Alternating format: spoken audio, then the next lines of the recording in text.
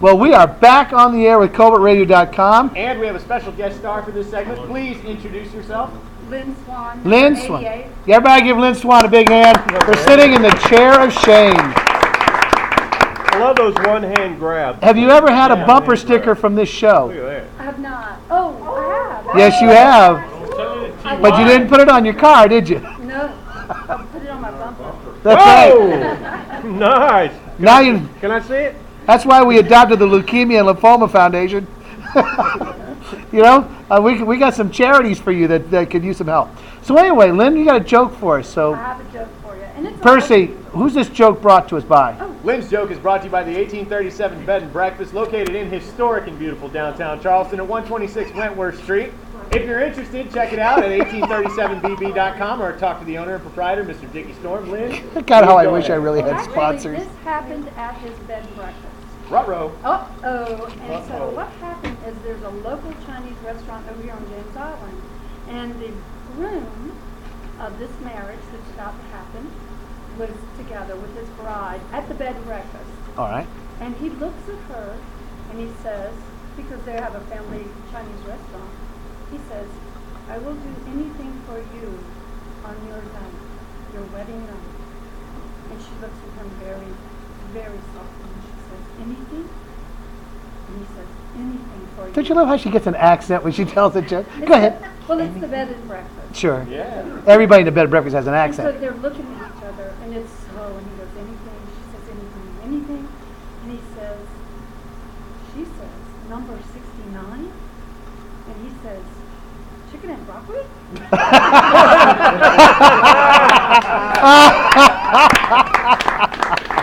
Nicely done. Nicely done. Chicken and broccoli. And she left us just like No, that. that was good, good. That was good. Okay. That Who else? reminds me of a joke, John. Go ahead. Y'all are familiar. By the way, who brings us this joke? Because you know you didn't get it in the last one. Let's go with Affleck and bring this. So Affleck can actually bring us this joke. Affleck's going to bring this one. Lance Morrison of Affleck brings us Is this one. Affleck going to pay us if it sucks? By the way, if I want to get a hold of Lance Morrison, what's the number? Dial 843-609-7634 anytime, night or day. I'm sorry, I didn't get that. Would you give it to me again? 843-609-7634.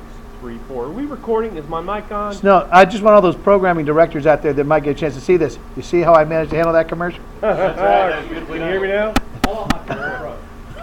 That was hollow. Go ahead. Let's hear your joke. As you guys are well aware, Clemson and South Carolina have a big rivalry going on, but a lot of people do not know that the debate teams have a big rivalry as well. And just this past year, they had a big debate, and at the end of the debate, it was a dead heat, a tie. So the judges got their heads together and said, this is how we're going to break this tie. Each team has 2 minutes to create a poem using the word Timbuktu. And the best poem is going to be the winner of the debate.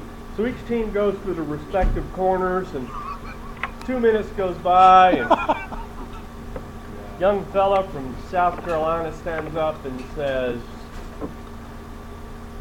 Columbus sailed the ocean blue, stopping in Africa, Asia, and Timbuktu. Nicely done. Judges were bowled over. Couldn't believe it. 2 minutes. Rap star. Young fellow from Clemson stands up and says,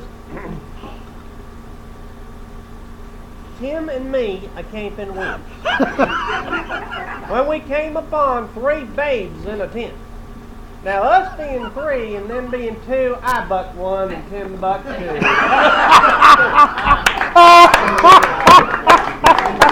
That was great. That was terrific. I don't want to follow that one. Someone else has to tell a joke. Clemson. That's the funniest joke so far tonight. Clemson and Carolina, the war between culture and agriculture. All right, Carolina Clemson jokes. You know why Clemson switched from natural grass to AstroTurf? Why? Stop cheerleaders from grazing. Whoa! You know how you get a Clemson grad off the front porch? Don't know. Hey, for the pizza. You know why Clemson dogs have lumps on their heads?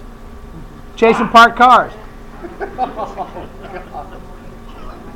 There you go. All right, wait a minute. I got to tell one on Carolina, so for all our Clemson friends. So I'll tell you this one. There's this. It's the Carolina Clemson game, and it's being played at Death Valley. And it's a sea of orange. It's solid orange, except for this one little black spot, all the way up in the top. And I want you to know this joke is brought to you by Beulah's Best Low Country Catering. David and Patsy Galloway, chef and owner. Call 843-884-6586. Good one, David. Did you get the slogan? Give the slogan again, David. We do everything but roadkill. Everything but roadkill. That's right. All right, so Why anyway. they don't have a Clemson location? Anyway, it's a sea of orange. Nobody caught that. No, that's because I'm trying to be funny, and it's Good not luck. easy for me. You know that. So anyway, these Clemson people look at this lone Carolina fan at the game because it's a typical year for South Carolina, so they got one fan there. And he said he's got this sack he's holding right there, between his knees. And he's got a firm grip on it. Did you say And one of the he's holding the sack between his sack knees. between his knees? Sack between his knees. So anyway, but it's moving. I mean, it's moving, and so the Clemson people begin to start to go, yes, do it.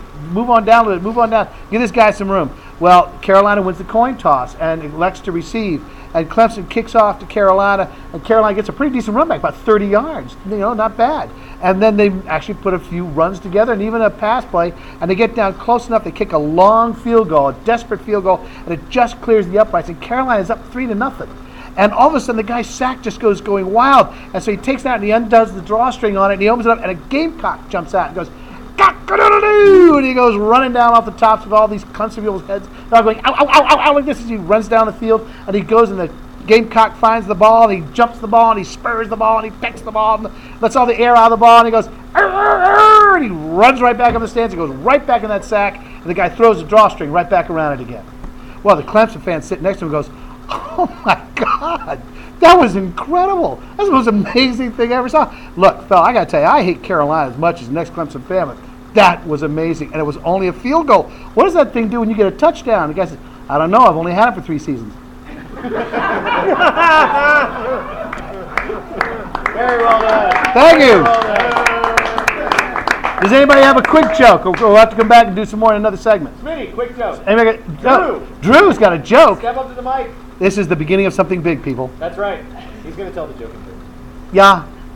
Das ist gut. All right, what's the opposite of con? Pro. What's the opposite of progress? Congress. Hey! Hey, All right, like Well done. that. Little pop. We'll be right back with colbertradio.com.